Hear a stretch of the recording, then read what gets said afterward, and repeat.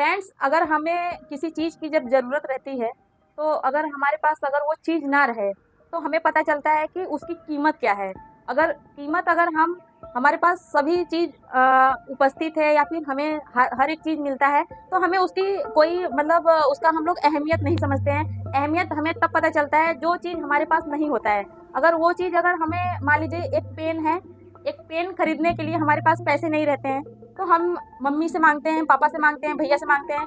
शायद उन्हें उनके पास पैसा नहीं होता है या फिर पैसा नहीं होने के कारण हम लोग वहाँ पे जब जाते हैं दुकान पे, वहाँ से हम लोग उधार भी माँगने की कोशिश करते हैं। दुकान वाला भी बोल देता है हम लोग उधार नहीं देते हैं या फिर उस तरीके से हम लोग नहीं देते हैं। तो हमें लगता है कि अरे यार, आज अगर हमारे पास ₹5 रहता तो हम एक पेन ले सकते थे। पेन लेने के साथ-साथ हमें उस टाइम समझ में आता है कि किसी चीज़ की या फिर किसी पैसे की या फिर एक पेन की या फिर किसी भी सामान की अगर हम लोग ले लेते हैं, तो उस सामान की हमें कीमत समझ में आ जाती है। या फिर हम हर एक चीज़ को पाना चाहते हैं, तो हर एक चीज़ को पाने के लिए हमें अपनी जो मानसिकता है या फिर जो चीज़ हम लोग पाने की कोशिश करते हैं, तो पाने के लिए हम लोगों को आगे बढ़ना पड़ेगा या फिर अपने माइंडसेट को तैयार करना पड़ेगा। क्योंकि माइंडसेट आप लोगों का अगर छोटे लेवल तक ही रहेगा, तो आप लोग किसी भी चीज़ को अगर पाने की कोशिश करेंगे, तो वो पा नहीं पाएंगे। तो अपनी सोच को बढ़ाइए और हर एक चीज़ों को आप लोग अट्रैक्ट कर सकते हैं, पा सकते हैं। तो पाने के लिए आप लोगों को सही डिसीजन में आप लोगों को वर्किंग करना पड़ेगा